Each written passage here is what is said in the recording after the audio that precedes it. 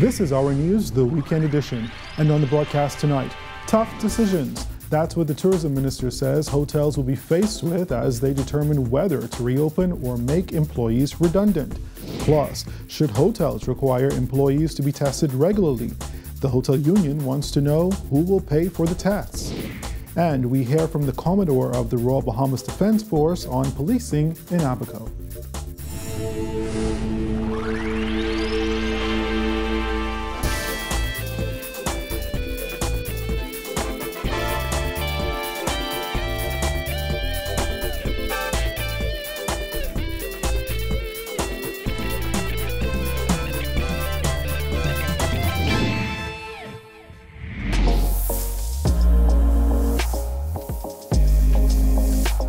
Our News is brought to you by Alive. Good evening, everyone. I'm Andrew Knowles, and thanks so much for joining us. COVID-19 deaths continue to rise in the country as the Ministry of Health confirming 4 deaths on Friday. 2 men of New Providence, ages 81 and 66, are the latest victims to die from the virus. Both men passed on Thursday. Health officials also confirming 2 deaths that were under investigation to be related to COVID-19. The victims are a 62-year-old female of New Providence who passed on Wednesday and a 74-year-old female, also of New Providence, who died on September 9th. The confirmed death toll now stands at 73, and the death under investigations has decreased to 15. Meanwhile, there were 37 additional confirmed cases yesterday, 34 cases on New Providence, 2 on Eleuthera, and 1 on Abaco. The national running tally of COVID-19 cases is 3,214, of which 1,438 are active, 72 people are in hospital, and 1,679 people have recovered. Investigations are underway into the grounding of the HMBS Cascarilla last night. In a statement, the Royal Bahamas Defense Force says the vessel was grounded while patrolling the southern Bahamas off Ragged Island. We're told the U.S. Coast Guard assisted with airlifting 2 crew members to the capital this morning for medical attention. Both men are in stable condition. Additionally, the statement says a medical team was flown in aboard a Defense Force aircraft to assess and monitor the condition of the remaining crew members. Meantime, a formal board of inquiry is expected to convene to determine the circumstances involved. Well, hotels have quite a few tough decisions to make as they chart the way forward during the pandemic, according to Tourism Minister Dionisio de Aguilar. Earlier this week, Labor Director John Pinder said some will have to consider letting go of some employees if they do not reopen soon. But with the government aiming for a reopening of the country's tourism industry by mid-October, de Aguilar says he's hoping it will not have to come to that. Obviously, you can't continue indefinitely having your staff in a position where they don't know what you're going to do. So at some stage you need to make that decision. But you have to bear in mind, severing a large number of your staff creates a financial drain on a property and may possibly delay the opening even further. So I'm very supportive, obviously, of the staff getting what is due to them, but I'm also very mindful of, ideally I would like the hotel to open and for people to go back to work, so we wouldn't even consider the whole redundancy exercise. As the resort remains closed, Bahamar has already committed to giving employees an additional 90 days of ex gratia payments, which amount to a percentage of their salary. Still, no word on Atlantis' reopening date. De Aguilar says, according to labor laws, hotels must make the tough decision of reopening or making staff redundant in the coming months. If a hotel was employing 6,000 to 7,000 people pre-COVID, it's doubtful whether they would upon reopening, employ all those people back. So this is something that the hotels will have to consider as they begin to operationalize in the coming months. If hotels require employees to test for COVID-19 regularly, then they should pay for it. That's according to Hotel Union President Darren Woods. He said when formulating a plan for reopening, hotels should take into consideration that testing regularly would be an added expense that some employees won't have. Who is going to pay for it? Because the test pretty much right now is around about $247 a pop. So if the employer is going to be able to say when Darren goes and get a test, he might say, well, I need you to take a test bi-monthly, or every 6 weeks. Taking into consideration the traffic of guests that is coming in, my limited disposable income that I'm going to be making as a result of the reduction. Woods added that when employees return, he is certain that the hotels will have the necessary measures in place to keep both employees and guests safe. We expect for all of the protocols that would have been put in place, and of course what needs to be heightened and adjusted in terms of, we know that some places are now putting up the digital temperature machines to take persons' temperature once they come in, the hand sanitizing, the social distancing, the wearing of masks. And we know this whole wearing of masks thing has become an issue with how long should you wear it, what should you do. We recognize that they are going to be in certain areas, in particular the restaurants, where they have to set up the table so they can have the social distancing.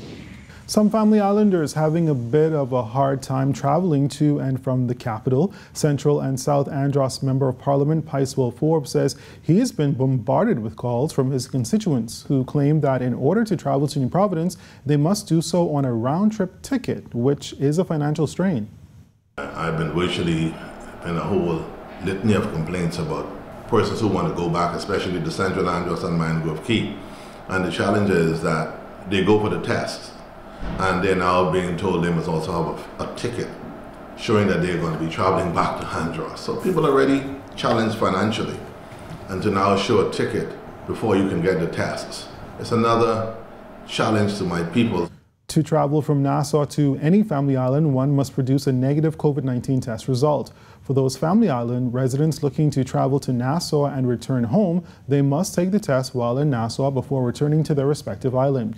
While he says that's not too big of an issue, Forbes believes there's too much other red tape for those residents.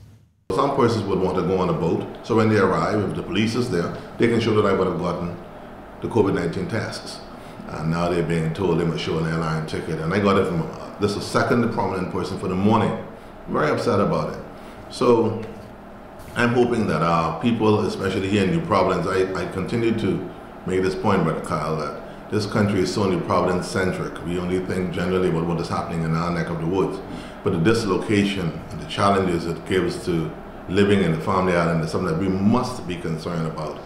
The Royal Bahamas Defense Force's strategy to tackle crime in Abaco has changed, according to Commodore Raymond King, who said they are working closely and sharing resources with the police force. We appreciate the stakeholders' concerns in terms of, even though the numbers may have declined, but it's the items that are being stolen and that raises a concern. But we're working very closely with the Royal Bahamas Police Force. We're sharing our resources, we're working jointly. And the public will see a drastic turnaround. The boots are on the ground. The presence of being felt. There are 47 Defense Force officers in Abaco, and while that's a decrease from the numbers post-Dorian, King said those officers are working efficiently. Post-Dorian, we had persons spread throughout Central, North, and South Abaco. But the role and function that they performed at the time was humanitarian assistance, disaster relief, really dealing with assisting with a lot of food and supplies distribution. That has since stopped. So now those persons will be reassigned.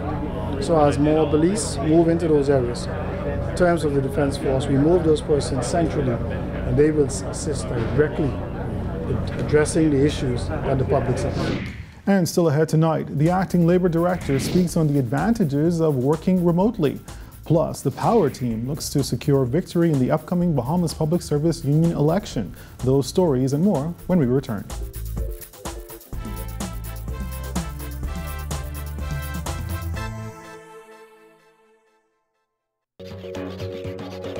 Coming soon to Rev TV, Goombay Kids. Goombay Kids is a show about learning, interacting, and having fun. Goombay Kids has made for kids by kids right here in the Bahamas. Sit back, here we go, it's a Goombay day. Goombay Kids!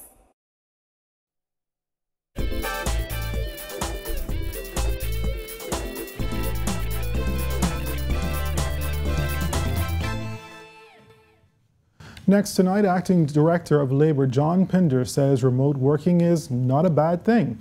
Pinder says this new work dynamic brought on by the pandemic can work in the employer's favor to reduce operational costs.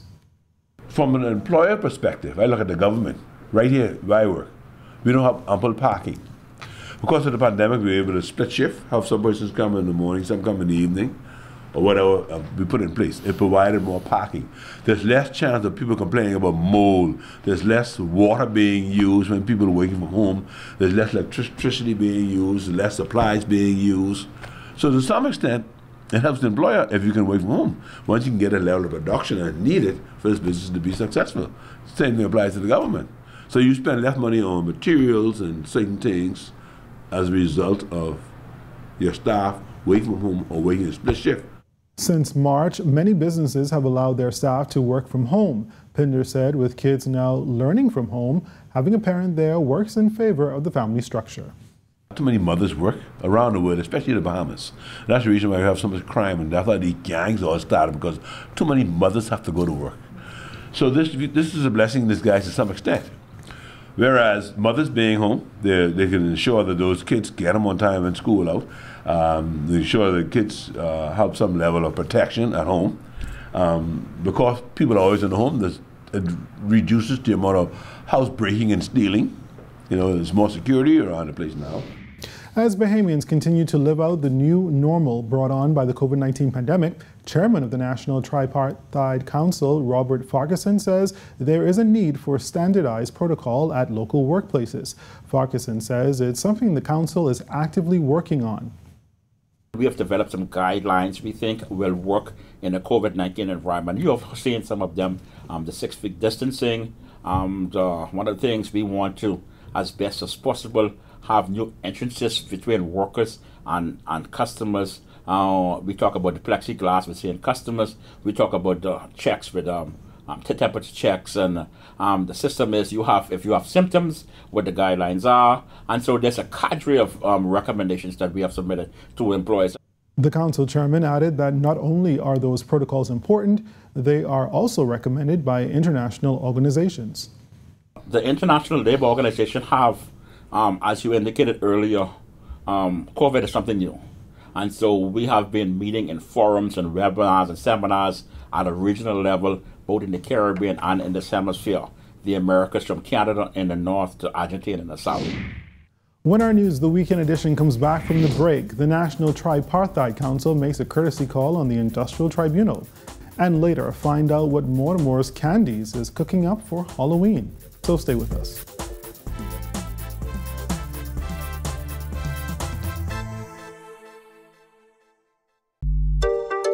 Happy Foods, Happy Foods, 242, 242, Happy Foods, 242, food galore just for you. Happy Food, 242, food galore just for you. This ain't no talking show, it's an eating show. Sasha Laurel is the host of Happy Foods, 242, food galore just for you. Happy Foods, 242, food galore.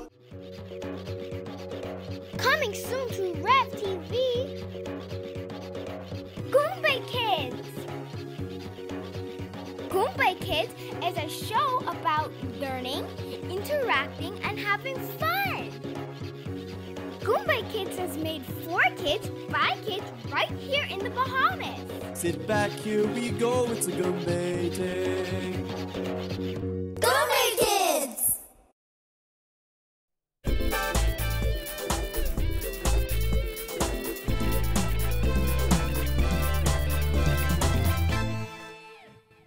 Welcome back to Our News, the weekend edition. With the COVID-19 pandemic affecting so many of its members in the public service, BPSU presidential candidate Alexander Burrows said revamping the union's health plan is a top priority. In the heat of COVID-19, that the health and the welfare of our membership is of the utmost priority. Right now, our union's medical plan is suffering. It's actually on its last leg, and it's primarily because this current administration continues to use the medical premiums that our medical plan subscribers pay to sustain the union itself. And so persons are not being able to pay their claims at the hospital, private hospitals. And so we are saying that it's time now to revamp the whole thing. Burroughs and the Power Team will be challenging the current administration for every seat when the union holds elections in 2 weeks. He said he feels the government has lost respect for the Public Service Union, which is particularly disheartening as he says the union needs a seat at the table now more than ever. In the 21st century, we now must comprise regular members that are working within these various crafts to be a part of what is called, what we are now advocating for once we get into office, an industrial agreement negotiation and preparation committee.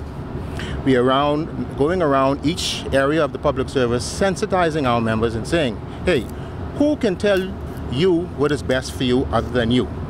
The union only then needs to be a mediator in those industrial agreement contract negotiations. And so this is where we want to take the organization moving forward. Executives from the National Tripartite Council paid a courtesy call on officials at the Bahamas Industrial Tribunal earlier this week. Chairman of the council, Robert Farquharson, explained the reason for the visit. We want to have an opportunity to view the modern technology and the use of the modern technology. And secondly, we want to make a formal announcement that the National Tripartite Council, after extensive consultation with our partners both locally and regionally, have recommended that the functions of the tribunal be transferred to the civil side of the Supreme Court. What this primarily will do will enable the tribunal to enforce its own rulings. Farquharson says the transformation of the tribunal into the civil arm of the Supreme Court will bode well for industrial relations. This has been a long outstanding problem in industrial relations in the Bahamas, where workers have decisions made by the tribunal, and because of the structure of the Industrial Relations Act, the tribunal is unable to enforce its ruling. Thus, a worker who has a decision in their favor have to go to the Supreme Court to have that ruling enforced. It is our opinion that this is the best way forward. Up next, we'll tell you about Mortimer's Candies, special Halloween candy. So stay with us.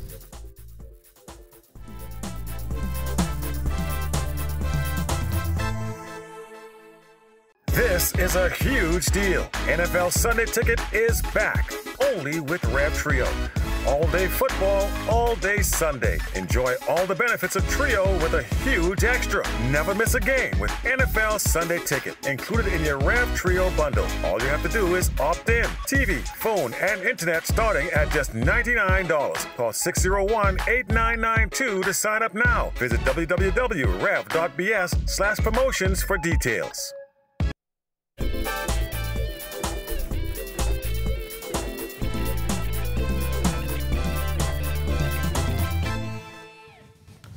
Mortimer Candies is offering its seasonal Halloween candies again this year. The 92-year-old candy store is seeing a decline in business during the pandemic, but it hopes it can get some extra support during Halloween. We do seasonal candies. We do orange and black candy every year for Halloween. Christmas we have the red, white, and greens. The Easter colors we have the soft blues, the yellows, the pinks, the greens. The Independence, we have the flag, which started out just as an Independence weekend candy, but it's turned into be a year-round candy. So we do seasonal items. I just want to invite all the other customers who haven't seen some of our stuff lately to come back, and they'll be surprised to know what we can actually do for them. The store has 6 employees and still makes candy the old-fashioned way. The pandemic is tough on business, but the company's general manager, Cale Mortimer, says he is trying to make sure everyone can make some money. I try to shuffle the time to make sure that all my staff gets a little bit something to take home. It might be a full week work for everybody, but trying to rotate those times like that. Mortimer also wants to see more Bahamians pick local candy over imported brands. It's a lot of times that Bahamians shop when they do shop in the States that you can save $1 or $2, but it's sometimes that 50-cent save can actually be spent here and save a job and can help another family out. So sometimes it would be more it would help more if they do support some of the smaller mom and pop stores. Well, that's a look at stories making news this evening, but stay tuned. Our extended weather forecast is coming up.